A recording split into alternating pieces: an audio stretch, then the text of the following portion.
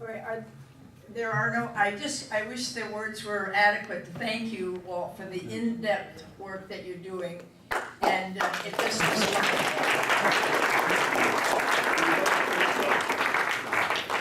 and not only does he do it well, he does it smartly, and that makes us mighty proud. And yes, Beth. Yeah, I just want to say this is a wonderful tool for recruiting members, because often when I've asked people to join NACRA, they say, why? What is in it for me? What do I get out of it? And I said, well, you get the Lifeline. And they said, well, I can read that online, or I can pick it up on the counter. They didn't see any big thing, but when I talk about this and show them these models, they think, oh, this is something. And of course, NACRA U, I think, is just marvelous. But And use it. Absolutely, do it. And we have one little announcement here from our membership chair. This is a paid commercial message brought to you by your membership department. That department is consisting of me. Let me ask, is there anyone in this room who wishes they were somewhere else during the last hour? I didn't see any nodding off or leaving for the back door. Let me ask a second question. How many of you have an attorney that you turn to for advice in your affairs? Would you raise your hand, please? A little higher. And the people, by the way, Catherine, the people that don't have an attorney, get your cards out and start passing them around. Thank you very much. I had the occasion with my wife because I've been very upset by NACRA. They make me think of things I haven't thought of. They make me review things I need to review that my wife's been on me to review, and I thought I'd call this attorney who did a presentation at our CCRC.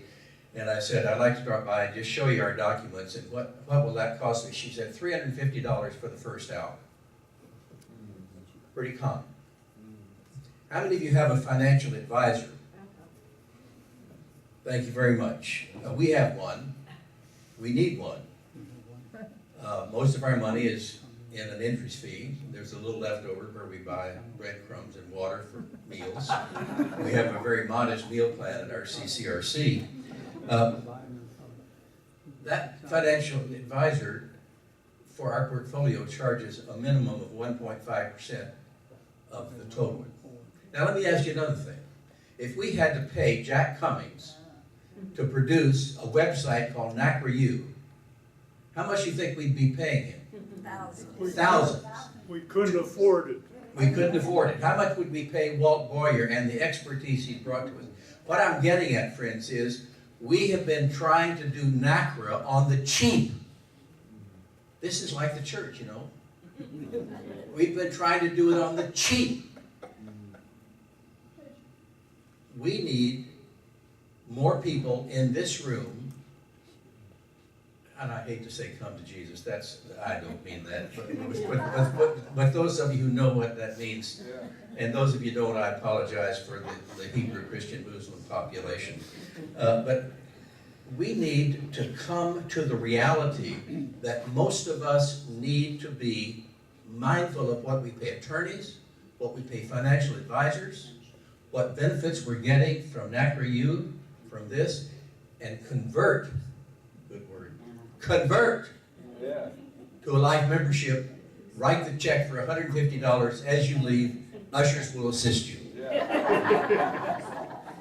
Now,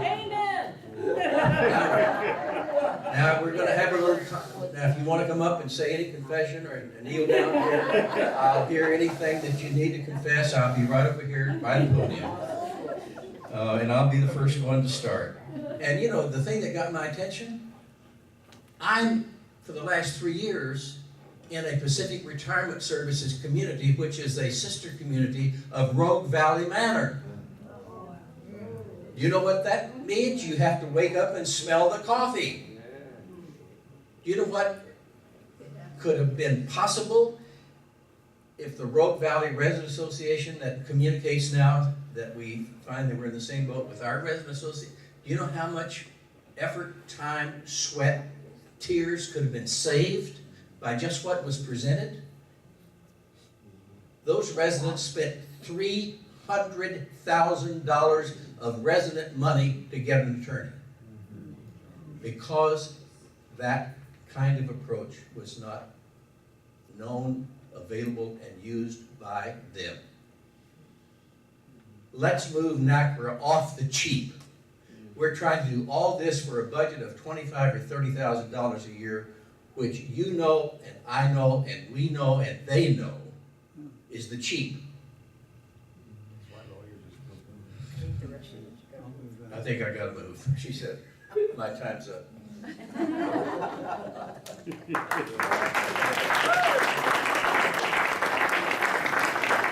He's a good man, and he is just a little enthusiastic about us, and that makes it good. And no other questions of Walt? Just remember that, yes, Catherine.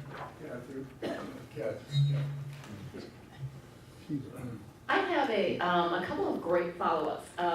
I can't thank Jack enough for everything he does, and Walt, and really everybody in this room, because of course you contribute to my efforts at scholarship.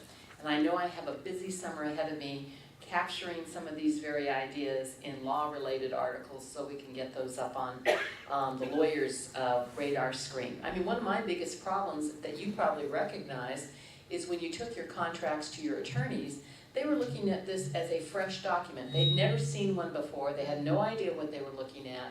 And so they were really reading it with uninformed eyes. And one of my challenges has been to try to get a greater community of lawyers understanding these, so at least when they're looking at it, they've seen one before and know what to look for. One suggestion for the NACRA-U, somehow I think we need to work on the website address so that when you Google it, it comes up quickly. Your NACRA website comes up, but the NACRA-U is harder to find. And so, for example, I don't think the people at Rogue Valley Manor, at least their attorneys, knew about it, even though I had told them about NACRA itself. And I hadn't mentioned NACRA-U. So some of that is just the computer logic that I don't know anything about, that we could probably adjust slightly and make it much more Google friendly, because that's how most of us find something if you're just wandering around searching for it. On that same point, let me give you two websites that might also be helpful, and one of them is probably already on NACRA-U, I would be confident to think. It is the Rogue Valley Manor's website where all of their historical documents are collected, and it's a little hard to find as well. But the easy way to find it is RVM, Rogue Valley Manor, Close Reach, one word, CLOSEREACH,